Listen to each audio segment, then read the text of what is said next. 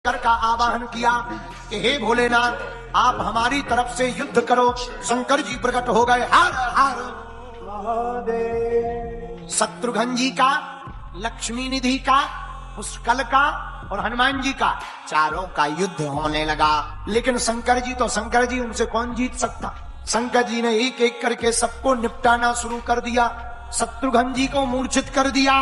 शत्रुघ्न, पुष्कल मानो मृतक के समान हो गए, मर ही गए हो। अब हनुमान जी से लड़ रहे शंकर जी। हनुमान जी लड़ते लड़ते शंकर जी से बोले, हमने सुना था तुम तो बड़े वाले राम भक्त हो, लेकिन तुम तो बड़े वाले विरोधी निकले। हम तुम्हें राम भक्त मानते थे, लेकिन तुम तो विरोधी निकले। राम जी के भाई को ही मारने का दुस्साहस कर रहे हो। शंकर जी बोले, बात तो सही है तो हम राम जी के भक्त, लेकिन हमारा भक्त है वीर निधि, वीरमणि, ये हमारा चेला है और शिष्य को बचाने का धर्म गुरु का है। हम भगवान हैं, ये हमारा भक्त है, तो हम भक्त की तरफ से लड़ रहे हैं। शंकर जी बोले, तुम लड़ो उनकी तरफ से, हम राम जी की तरफ से लड़ रहे हैं। अब हनुमान जी तो बहुत ज्यादा बलवान, शंकर जी भी कम नहीं है, लेकिन शंकर जी के रूप हनुमान जी को ज्यादा वरदान है। शंकर जी का रथ टूट गया, युद्ध के आयुध छुड़ा लिए। जब आयुध छुड़ा लिए तो शंकर जी ने हार स्वीकार कर ली, हम हार गए, बताओ अब हमें क्या करना है।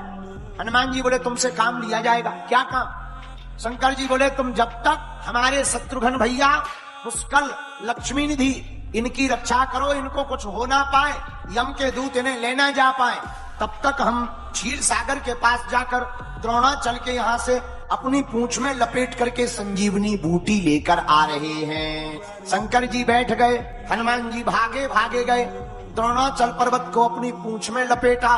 देवता आ गए, महाराज पूरा पर्वत ही मत ले जाओ, बूटी ले जाओ। पर्वत ले जाओगे हम लोगों को दिक्कत हो जाएगी, जड़ी बूटी ले जाओ। हनुमान जी बोले, ठीक है। हनुमान जी को संजीवनी बूटी दे दी। हनुमान जी वो जड़ी लेकर आए, तब तक देखा कि भगवान शंकर तो वहां पर हैं, लेकिन जो पुष्कल जी हैं उनका शरीर शांत हो गया। आंखों में आंसू आ गए। हनुमान जी रोने लगे कि पुष्कल का अगर शरीर चला गया हमारे होते हुए, तो हम राम जी को क्या जवाब दें। और रोते रोते हनुमान जी ने पुष्कल की जीभ में मृत संजीवनी बूटी को डालकर कहा कि आज तक अगर ये हनुमान सदा बाल ब्रह्मचारी रहा हो तो पुष्कल के प्राण पुनः जीवित हो जाए। आज तक अगर रामदूत हनुमान ने किसी भी स्त्री को माँ और बहन के अलावा किसी और दृष्टि से देखा हो तो जीवित ना हो, और अगर आज तक हनुमान ने सभी स्त्रियों को माँ और बहन की दृष्टि से देखा है तो तत्क्षण पुष्कल के प्राण बच जाए। जैसे ही बूटी डाली, पुष्कल की आंखें खुल गईं, राम राम राम कहते हुए जीवंत हो गए।